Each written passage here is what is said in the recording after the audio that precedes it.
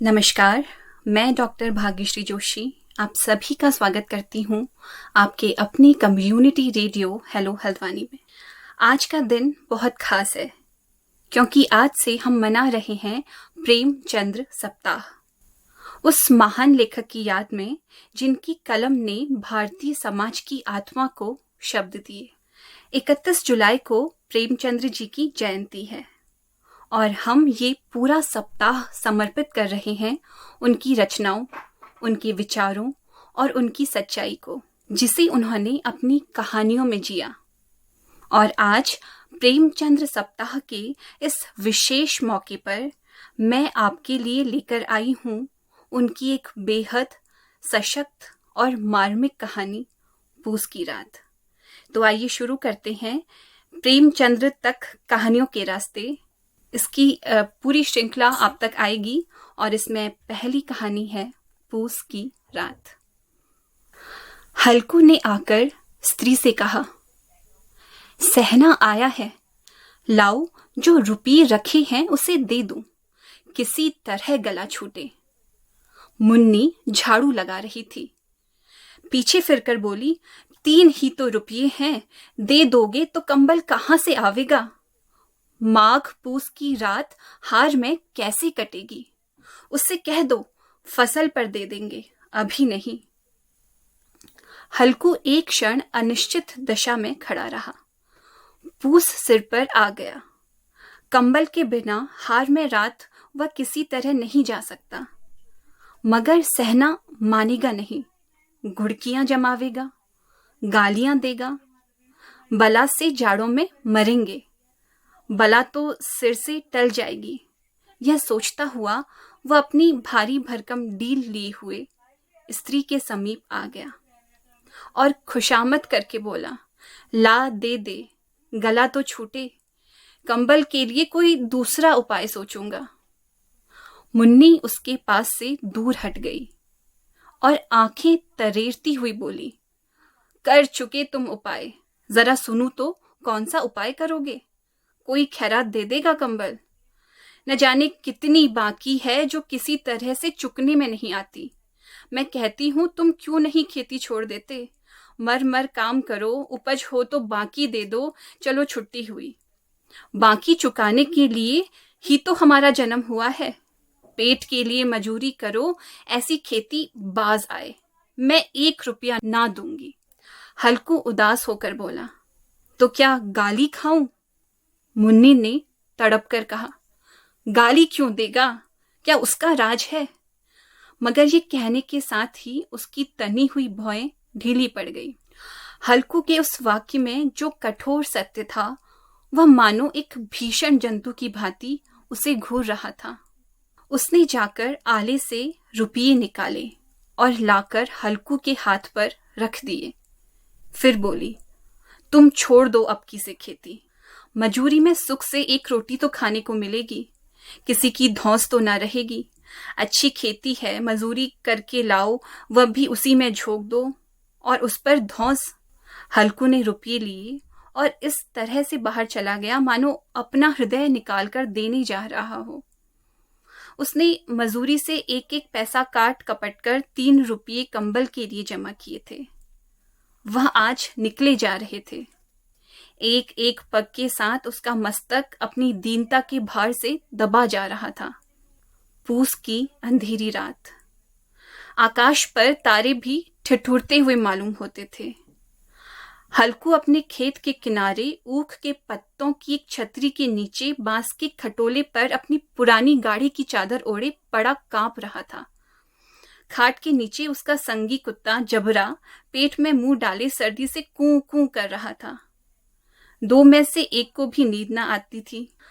हल्कू ने घुटनियों को गर्दन में चिपकाते हुए कहा, क्यों जबरा, जाड़ा लगता है।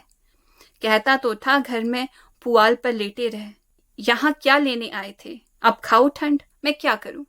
जानते थे मैं यहाँ हलवा पूरी खाने आ रहा हूँ। दौड़े दौड़े आगे आगे चले आए, अब रो नानी के नाम को। जबरा ने पड़े पड़े दुम हिलाई और अपनी कू कू को दीर्घ बनाता हुआ एक बार जम्हाई लेकर चुप हो गया। उसकी श्वान बुद्धि ने शायद ताड़ लिया, स्वामी को मेरी कू कू से नींद नहीं आ रही। हल्कू ने हाथ निकालकर जबरा की ठंडी पीठ सहलाते हुए कहा, कल से मत आना, कल से मत आना मेरे साथ, नहीं तो ठंडे हो जाओगे। यह पछुआ न जाने कहां से बर्फ लिए आ रही है। उठूं फिर एक चिलम भरूं, किसी तरह रात तो कटे। 8 चिलम पी चुका हूं। यह खेती का मजा है, और एक एक भगवान ऐसे पड़े हैं जिनके पास जाड़ा जाए तो गर्मी से घबरा कर भागे। मोटे मोटे गद्दे, लिहाफ, कंबल, मजाल है जाड़े का गुजर हो जाए। तकदीर की खूबी, मजूरी हम करें, मजा दूसरे लूटे। हल्कू उठा, गड्ढे में से जरा सी आग निकालकर चिलम भरी। जबरा भी उठ गया। हल्कू ने चिलम पीते हुए कहा, पिएगा चिलम? जाड़ा तो क्या जाता है, जरा मन बदल जाता है। जबरा ने उसके मुंह की ओर प्रेम से छलकती हुई आंखों से देखा। हल्कू, आज और जाड़ा खा ले, कल से मैं यहाँ पुआल बिछा दूंगा, उसी में घुसकर बैठे रहना, तब जाड़ा ना लगेगा। जबरा ने अपने पंजे उसकी घुटनियों पर रख दिए और उसके मुंह के पास अपना मुंह ले गया। हल्कू को उसकी गर्म सांस लगी। चिलम पीकर हल्कू फिर लेटा और निश्चय करके लेटा कि चाहे कुछ हो अब की सो जाएगा। पर एक ही क्षण में उसके हृदय में कंपन होने लगी। कभी इस करवट लेटता, कभी उस करवट, पर जाड़ा किसी पिशाच की भांति उसकी छाती को दबाए हुए था। जब किसी तरह ना रहा गया तो उसने जबरा को धीरे से उठाया और उसके सिर को थपकाकर उसे अपनी गोद में सुला लिया। कुत्ते की देह से जाने कैसी दुर्गंध आ रही थी, पर वह उसे अपनी गोद में चिपटाए हुए ऐसे सुख का अनुभव कर रहा था जो इधर महीनों से उसे न मिला था।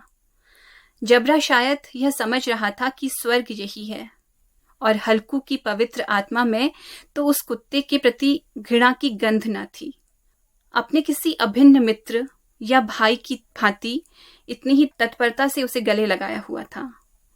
वह अपनी दीनता से आहत न था जिसने आज उसे इस दशा में पहुंचा दिया।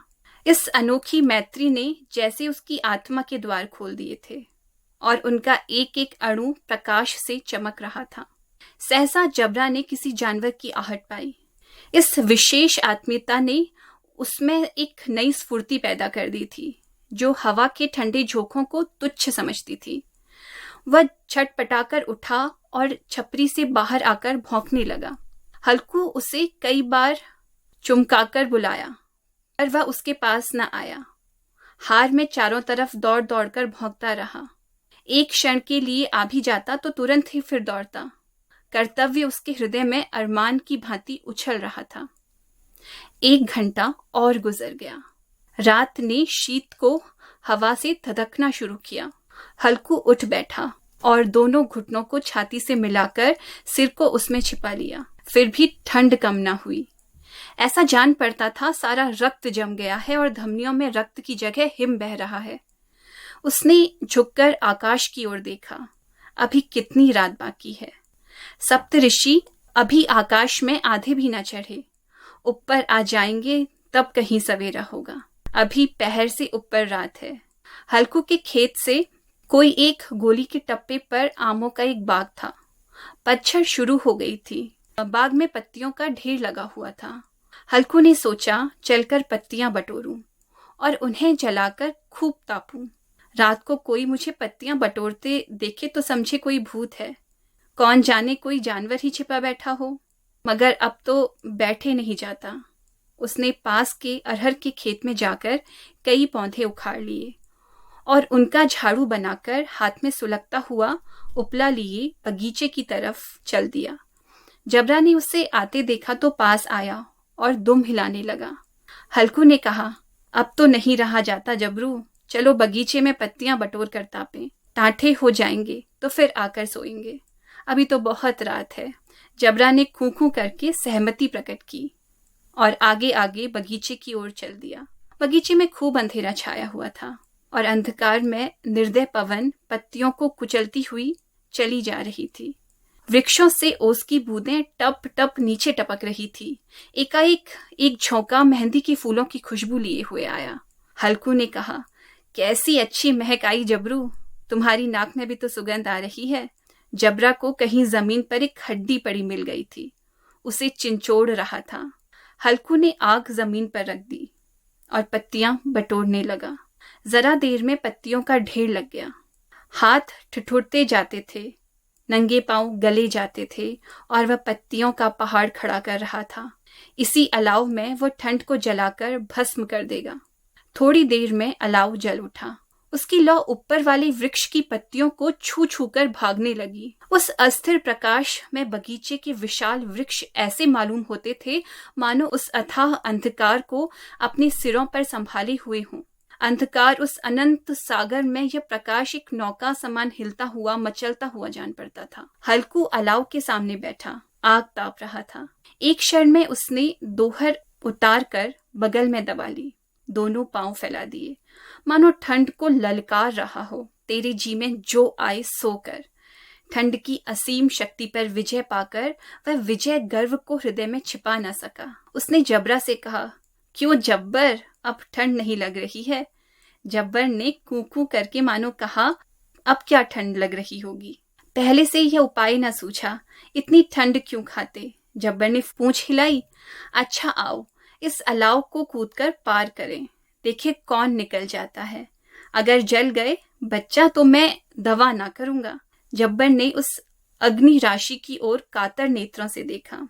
मुन्नी से कल कह न देना, नहीं तो लड़ाई करेगी। यह कहता हुआ वह उछला और उस अलाव के ऊपर से साफ निकल गया। पैरों में जरा लपट लगी, पर वह कोई बात न थी। जबरा आग के इर्द गिर्द घूमकर आसपास खड़ा हुआ। हल्कू ने कहा, चलो चलो, इसकी सही नहीं, ऊपर से कूद कर आओ। वह फिर कूदा और अलाव के इस पार आ गया। पत्तियां जल चुकी थी। बगीचे में फिर अंधेरा छा गया था। राख के नीचे कुछ कुछ आग बची हुई थी, जो हवा की झोंकी आ जाने पर फिर जाग उठती थी, पर एक क्षण में फिर आंखें बंद कर लेती थी। हल्कू ने फिर चादर ओढ़ ली और गर्म राख के पास बैठा हुआ गीत गुनगुनाने लगा। उसके बदन में गर्मी आ गई थी, पर ज्यों-ज्यों शीत बढ़ती जाती उसे आलस्य दबाए लेता था। जबरा जोर से भौंककर खेत की तरफ भागा। हल्कू को ऐसा मालूम हुआ कि जानवरों का एक झुंड खेत में आया है। शायद नील गाय का झुंड था। उसके कूदने दौड़ने की आवाजें साफ साफ कान में आ रही थी। फिर ऐसा मालूम हुआ कि खेत में चर रही हैं। उनके चबाने की आवाज चर-चर सुनाई देने लगी। उसने दिल में कहा, नहीं, जबरा के होते हुए जानवर खेत में नहीं आ सकते, नोच ही डालेगा। मुझे भ्रम हो रहा है, अब तो कुछ नहीं सुनाई दे रहा। मुझे भी कैसा धोखा हुआ। उसने जोर से आवाज लगाई, जबरा जबरा। जबरा भौंकता रहा, उसके पास न आया। फिर खेत के चरे जाने की आहट मिली। अब वह अपने को धोखा न दे सका। उसे अपनी जगह से हिलना जहर लग रहा था। कैसा दंदाया हुआ था इस जाड़े पाले में खेत में जाना, जानवरों के पीछे दौड़ना। वह अपनी जगह से ना हिला। उसने जोर से आवाज लगाई, लिहो लिहो लिहो। जबरा फिर से भौंक उठा। जानवर खेत चर रहे थे। फसल तैयार है, कैसी अच्छी खेती थी, पर ये दुष्ट जानवर उनका सर्वनाश कर डालेंगे। हल्कू पक्का इरादा करके उठा और 2-3 कदम चला। पर एकाएक हवा का ऐसा ठंडा चुभने वाला बिच्छू के डंक सा झोंका उसे लगा कि वो फिर से बुझते हुए अलाव के पास आकर बैठ गया और राख को कुरेदकर अपनी ठंडी देह को गरमाने लगा। जबरा अपना गला फाड़ डालता था। नील गायें खेत का सफाई किए डालती थी और हल्कू गर्म राख के पास शांत बैठा हुआ था। अकर्मण्यता ने रस्सियों की भांति उसे चारों तरफ से जकड़ रखा था। उसी राख के पास गर्म जमीन पर वह चादर ओढ़कर सो गया। सवेरे जब उसकी नींद खुली तब चारों तरफ धूप फैल गई थी और मुन्नी कह रही थी, क्या आज सोते ही रहोगे? तुम यहाँ आकर रम गए और उधर सारा खेत चौपट हो गया। हल्कू ने उठकर कहा, क्या तू खेत से होकर आ रही है? मुन्नी बोली, हाँ, सारे खेत का सत्यानाश हो गया है, भला ऐसे भी कोई सोता है? हल्कू ने बहाना किया, मैं मरते मरते बचा। तुझे अपने खेत की पड़ी है। पेट में ऐसा दर्द हुआ कि मैं ही जानता हूँ। दोनों फिर खेत की डांट पर आए। देखा सारा खेत रौंदा पड़ा हुआ है और जबरा मानो चित्त लेटा है, जैसे उसमें प्राण ही ना हो। दोनों खेत की दशा देख रहे थे। मुन्नी के मुख पर उदासी छाई थी, पर हल्कू प्रसन्न था। मुन्नी ने चिंतित होकर कहा, अब मजूरी करके माल गुजारी भरनी पड़ेगी। हल्कू ने प्रसन्न मुख से कहा, रात को ठंड में यहां सोना तो ना पड़ेगा। तो ये थी पूस की रात, एक ऐसी कहानी जो हमें हंसी के पीछे उस दर्द की झलक दिखाती है जिसे किसान रोज जीता है। प्रेमचंद्र जी की यही विशेषता थी। उन्होंने समाज की परतों को उधार कर सबसे साधारण पात्रों में सबसे असाधारण मानवीय सच्चाई को उजागर किया। पूस की रात हमें याद दिलाती है कि साहित्य केवल कल्पना नहीं, बल्कि जीवन की ठोस सच्चाइयों का आईना है। आज के लिए बस इतना ही। पूरे सप्ताह प्रेमचंद्र की अन्य कहानियों के साथ मिलेंगे। तब तक के लिए नमस्कार।